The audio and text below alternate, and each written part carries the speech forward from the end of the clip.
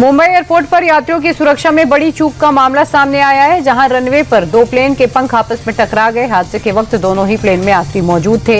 इस हादसे के बाद हवाई अड्डे पर अफरा तफरी मच गई। हालांकि कुछ देर बाद सभी यात्रियों को सुरक्षित निकाल लिया गया, जिससे एक बड़ा हादसा होने से बच गया। डीआरडीओ ने ओडिशा के चांदीपुर में सॉलिड फ्यूल डक्टेड रामजेट तकनीकी का सफल परीक्षण किया है। ये स्वदेशी तकनीकी लंबी दूरी से हवा में मार करने वाले मिसाइलों को सुपरसोनिक रफ्तार देगी। इस सफलता से भारत अब उन चुनिंदा देशों में शामिल हो गया जिनके पास अपनी रामजेट पावर है। अब भारतीय मिसाइलें दुश्मन के विमानों को नो एस्केप जोन में फंसाकर पल भर में तबाह कर पाएंगी। भारत और अमेरिका के बीच ऐतिहासिक ट्रेड डील कैसे हुई, इसे लेकर कॉमर्स मिनिस्टर पीयूष गोयल का बयान आया। उन्होंने कहा कि पीएम मोदी ने सभी के हित को ध्यान में रखकर ये डील कराई है। कृषि, एमएसएमई से लेकर हर क्षेत्र को बम्पर मुनाफा होगा। पीयूष गोयल ने अमेरिकी प्रेसिडेंट ट्रंप का भी आभार व्यक्त किया। उनके मुताबिक ये डील पड़ोसी देशों की तुलना में सबसे अच्छी है। इससे भारत में इन्वेस्टमेंट का अंबार लग जाएगा। भारत अमेरिका ट्रेड डील को लेकर नेता विपक्ष राहुल गांधी लगातार निशाना साध रहे हैं। राहुल ने कहा था कि अमेरिका के दबाव में पीएम मोदी ने डील को मंजूरी दी। इसे लेकर कॉमर्स मिनिस्टर पीयूष गोयल ने पलटवार किया और कहा कि राहुल और उनके सहयोगी भ्रम फैलाकर अराजकता का माहौल बनाना चाह रहे हैं। ये लोग देश के विकास से चिढ़ते हैं और इसीलिए फेक नैरेटिव करने की कोशिश में लगे।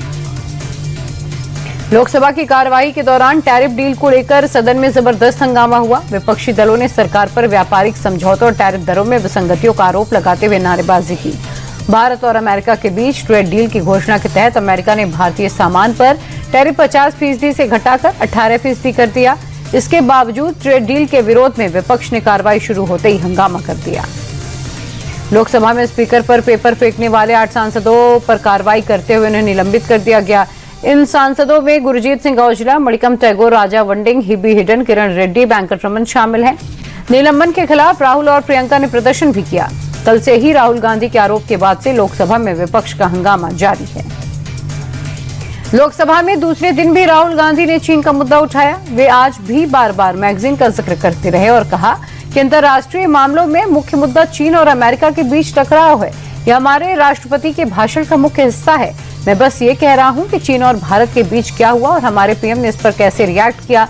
राहुल के बोलते ही भारी हंगामे के चलते लोकसभा की कार्यवाही स्थगित कर दी गई और आज भी राहुल गांधी की स्पीच पूरी नहीं हो पाई। बिहार सरकार के बजट में किसानों को बम्पर सौगातें मिल गई। वित्त मंत्री विजेंद्र प्रसाद यादव ने 3,47,000 करोड़ रुपए का बजट पेश किया। अब से हर साल किसानों को 6,000 नहीं बल्कि 9,000 रुपए आर्थिक मदद दी जाएगी। 73 लाख किसानों को इसका सीधा फायदा होगा। इसके अलावा एग्री इंफ्रास्ट्रक्चर पर 1 लाख करोड़ रुपए के इन्वेस्टमेंट का भी ऐलान किया गया। बेगूसराय और गोपालगंज एयरपोर्ट चालू होंगे तो वहीं ग्रीनफील्ड एयरपोर्ट बनाने की घोषणा की गई। 1 साल बाद मणिपुर में फिर से एनडीए सरकार बनने जा रही है। विधायकों की मीटिंग में पूर्व स्पीकर यमुनाम खेमचंद सिंह को सर्वसम्मति से विधायक दल का नेता चुन लिया गया। केंद्रीय पर्यवेक्षक तरुण चुग ने मीटिंग की अध्यक्षता की थी। आपको बता दें कि पिछले साल राज्य में बढ़ती हिंसा के चलते पूर्व सीएम एन बीरेन सिंह ने इस्तीफा दिया था। तब से अब तक वहां राष्ट्रपति शासन लागू हुआ है। दिल्ली में बंगाल की सीएम धरना दे रही हैं। ममता बनर्जी ने चुनाव आयोग और बीजेपी पर चुन चुन कर निशाना साधा। उनका कहना है कि एसआईआर के जरिए 3 चुनावी राज्यों में वोटर्स के नाम काटे गए, लेकिन बीजेपी शासित असम में ऐसा कुछ नहीं हो रहा क्योंकि वहां एसआईआर नहीं कराया जा रहा। ममता ने आरोप लगाया कि जिनके नाम काटे गए उन्हें जस्टिफिकेशन का मौका भी नहीं मिला। ये सरासर अन्याय है। इसके साथ ही ममता ने कांग्रेस को बड़ा झटका देते हुए बंगाल में अकेले चुनाव लड़ने का ऐलान कर दिया।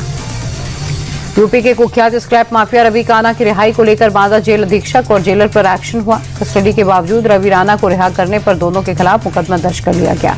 इस मामले में जेलर विक्रम सिंह पहले सस्पेंड है। ग्रेटर नोएडा में रवि राणा की संपत्ति को भी कुर्क कर लिया गया है। लखनऊ में मशहूर शायर मुनव्वर राणा की बेटी को 3 तलाक दे दिया गया। आपको बता दें कि मरहूम शायर मुनव्वर राणा की बेटी हिबा राणा को उनके पति ने 3 तलाक दिया।